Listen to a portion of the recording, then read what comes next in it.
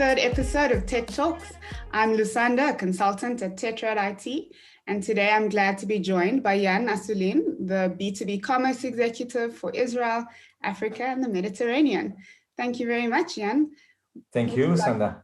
Would you like to give us a bit of background about yourself? Yeah, sure. So first of all, thank you very much for having me. I'm very glad to be with you today. So my name is Yann Assouline. I'm working at Salesforce as a B2B commerce expert in the African region, South Mediterranean and Israel. Actually, I do live in Israel, but I'm coming from France, and I'm super excited to be with you today and working with the South Africa country and Africa continent. Thank you very much. We're very glad to work with you as well. So B2B, B2C, sounds like ABC, all these letters we're throwing around. Please could you explain what B2B commerce is and what role it plays in the Salesforce ecosystem? Yeah, sure. So let's start by the ABC, okay? So first of all, B2B means business to business. B2C means business to consumer. So Salesforce B2B commerce platform is a fantastic tool that can help companies actually to open new digital sales channel for their customers. So it's like an e-commerce experience that you may have as a consumer, but actually as a business player. So it has some difference actually between B2B and B2C. Thank you. So do you mind elaborating on that difference? What are the different expectations from a consumer, from a business, when it comes to how they would like to interact with their e-commerce platform? Sure. So while there may be some actually similar points in the fact that you expect to have a very nice and easy experience online and in the way that you interact with your brand that you prefer, there are some main major actually differences between B2C and B2B commerce. B2C commerce is more spanning a very wide population and volume of actually potential shoppers, okay, that actually are interacting with the brands and placing different orders. The most of the challenges that we may have facing in this kind of situation on a technological perspective is how you manage the spikes of activity because you are in Black Friday or you have promotions. So you need to have a very high level of availability of the platform. When we talk about B2B commerce, it's a bit more different because actually most of the time, people who are actually come to buy on the platform because they are returning customers or identified customers. So sometimes you need to log in actually to enter the system and to place an order. But the main challenges will be around how you connect the B2B commerce with actually your history and information that you have with your customers, connected with your ERP as a background, managing all the supply chain, and then you have to manage a lot of options in terms of payments or delivery that are a bit different with the B2C.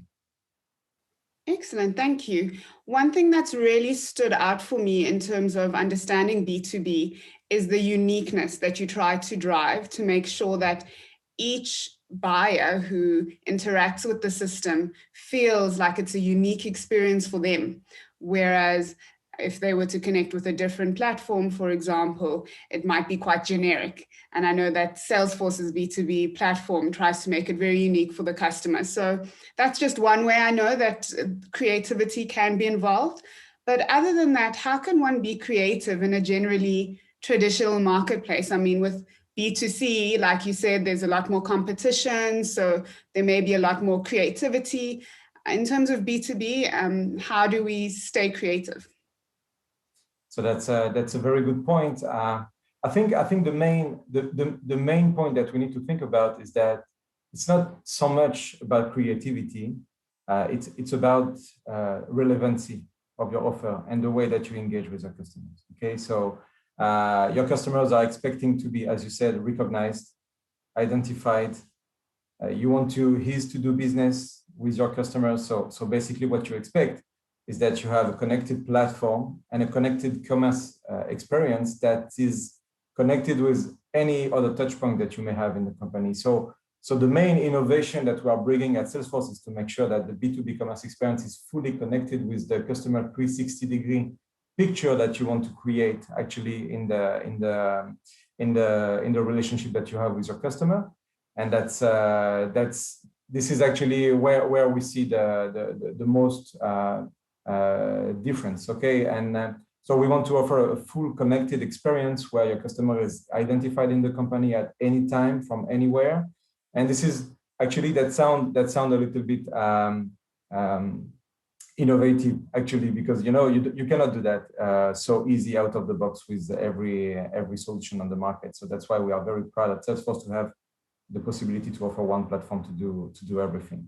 And the second point I would like to add is that actually the creativity is also about innovation and how you bring actually new functionality and how you want to make sure that you keep up with the trends in the market. Okay, and that's why with Salesforce platform, actually you receive automatically with the platform innovation at least 3 times a year. So you make sure that your business is always up to date with the latest innovation that you can have. That's wonderful. Keeping up is definitely something very important in this environment that's constantly changing. Yeah. So speaking of the constant changes, the manufacturing and retail industries, like many others, took a big knock in 2020. What are some ways in which manufacturers and retailers in Africa and other emerging markets can get past the stagnation that was caused and back into growth?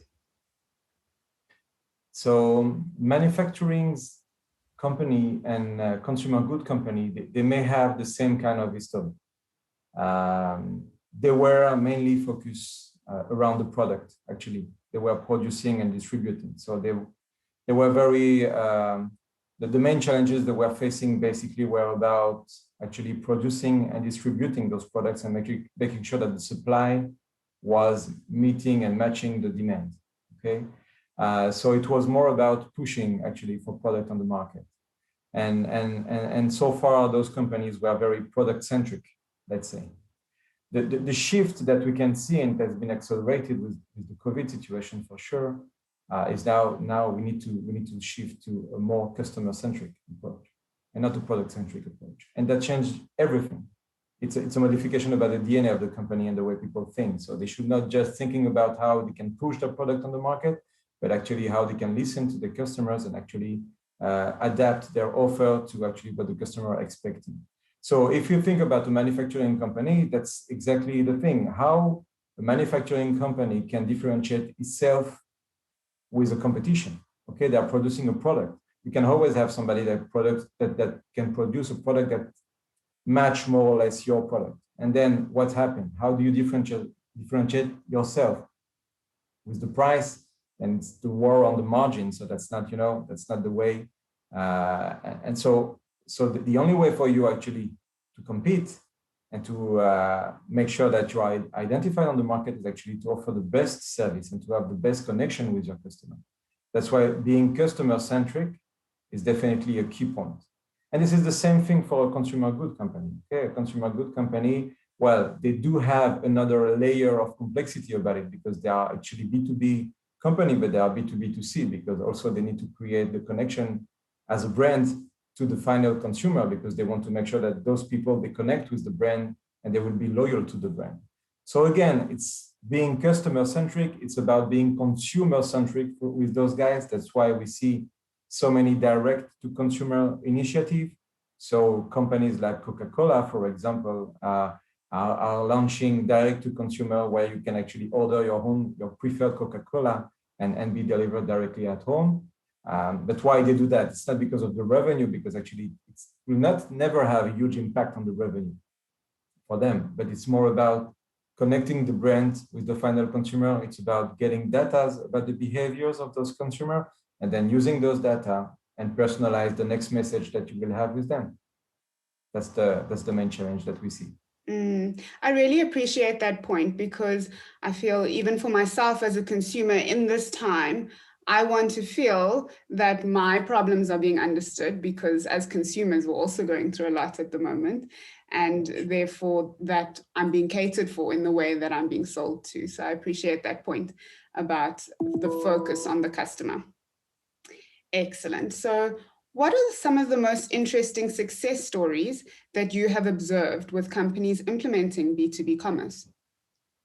So we are lucky with at Salesforce to have more than 600 companies that are already running with the B2B Commerce platform from Salesforce and connecting it with actually the other CRM parts that they love since 20 years at Salesforce. But one story that I really like is a German company that is doing photovoltaic, and capturing the sunlight to transform it into electricity. It's a company called SolarWatt.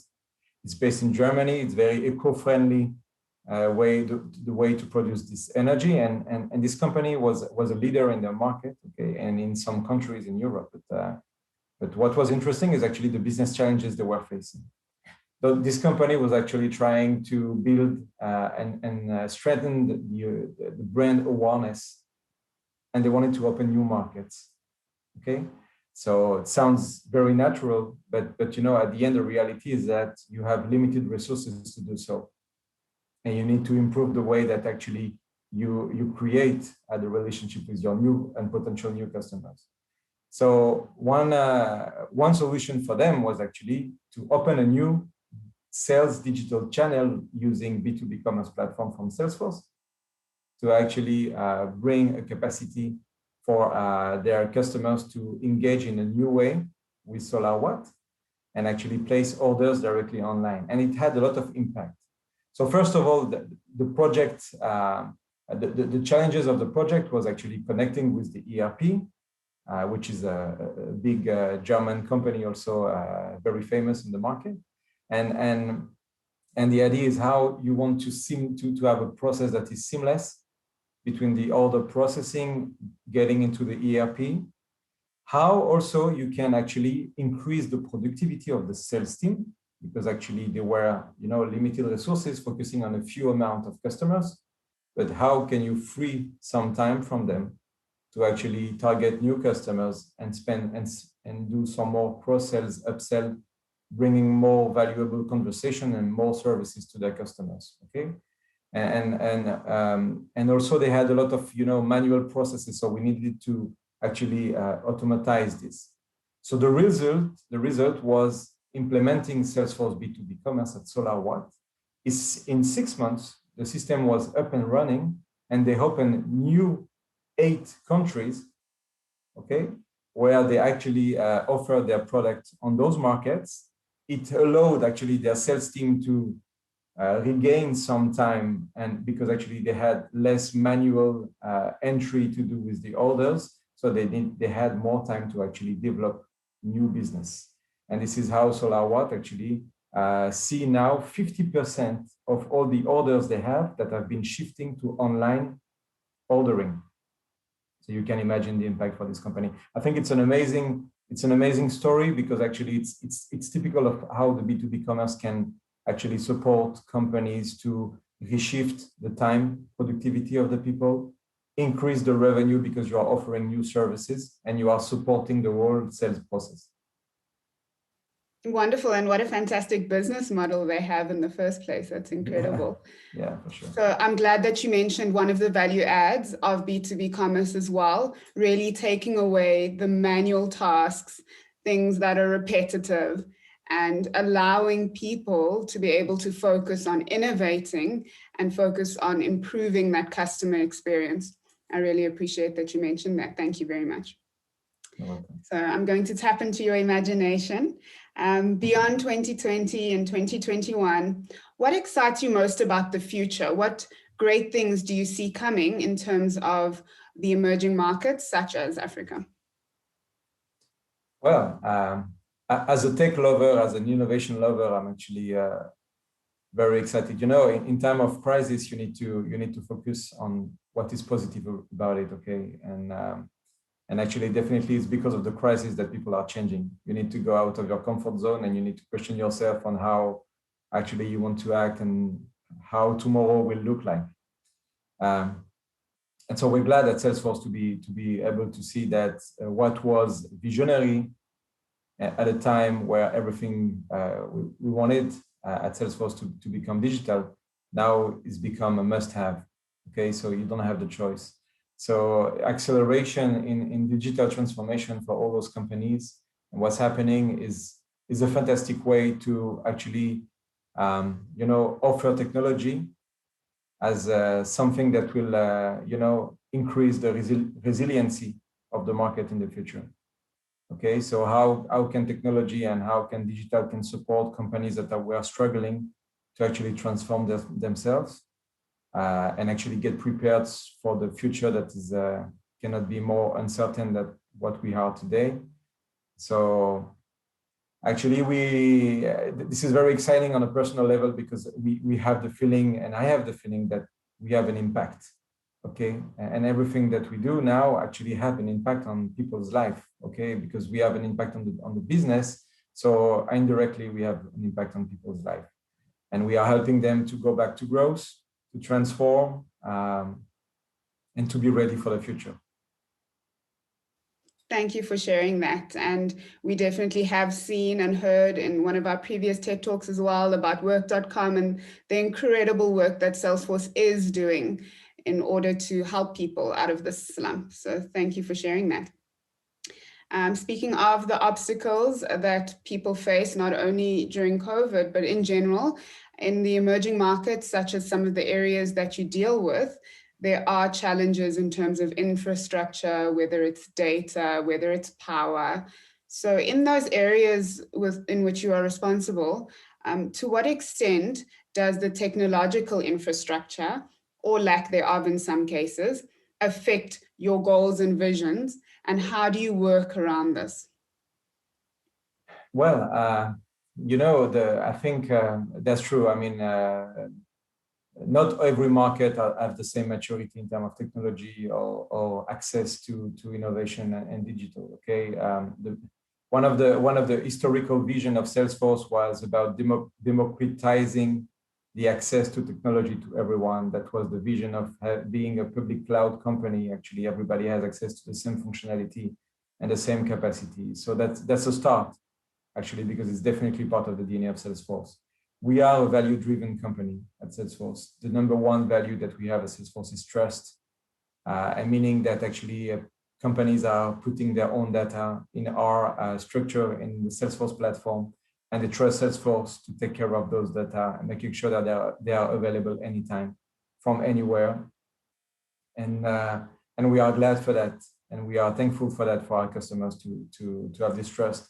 So we do have, a huge responsibility in making sure those data are available 99.99% of the time from anywhere. We are mobile first.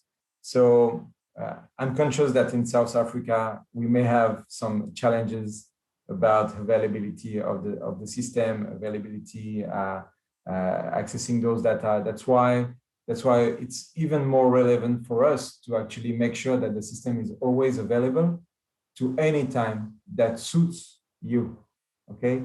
So anytime that our customers actually need to get access to their data, place orders on the B2B Commerce platform, or just accessing information about their customers and their business, well, they can do it from any device at any time. And this is our way to make sure that we are supporting local challenges that we may have. Wonderful, great. Thank you so much. Now let's end off with a bit of a hot topic, women in technology. What is Salesforce doing to support and encourage women in the tech industry, and how can other companies follow their lead? Wow, thank you for asking this question. This is the Women's Month, right? So definitely but I'm not a big fan of saying the Women's Day or the Women's Month, because actually it's every day. It should be every day, okay? I'm surrounded on a personal level by very strong women, and I'm so on the Salesforce side, I'm very proud to work in this company. That is, as I explained just before, it's a value-driven company, okay? And there are 4 core values that we have at Salesforce. So I talked about trust, which is definitely necessary. The second one is customer success. And then it's innovation, because we are innovation obsessed. But the last but not least of the core value that we have at Salesforce is equality. Okay, and when we talk about equality, it's on every level. Okay, we as a global company, we want to make sure that actually we believe in equal pay, we believe in equal work. Okay, and there is a huge effort of that. And if we look at the past 3 years at Salesforce, actually, Salesforce has invested $12 million in adjusting pay in line with this position of having, equal pay and equal work between the gender equality. So that's the only thing that I can say is, I'm sure that a lot of companies are look at Salesforce as a role model sometime. We have the chance to have a CEO, Mark Benioff, that is taking this topic very seriously. So he's a great leader for that. And well, we hope that naturally people will follow this example, but on a personal level, it's a great pleasure for me to be part of such an organization that is doing so much effort for making sure that the gender balance is on the right position. And I must say that in speaking to people within the Salesforce environment, I definitely can say that those 4 core values always come out somewhere, somehow, in terms of how you present yourselves, in terms of the way you work. So I can definitely testify to the fact that those are values that you take very seriously. Thank you, Lucinda. Thank you so much for your time, Yann, and for your insightful discussion that we've had today about B2B commerce, as well as the work that Salesforce is doing. And we look forward to working with you. Thank you, Lucinda. Thank you again for having me. Thank you, Tetrad, for organizing this podcast. We cannot do anything without having strong partners in local markets. So we are glad to have this collaboration and partnership. So happy to talk to you again.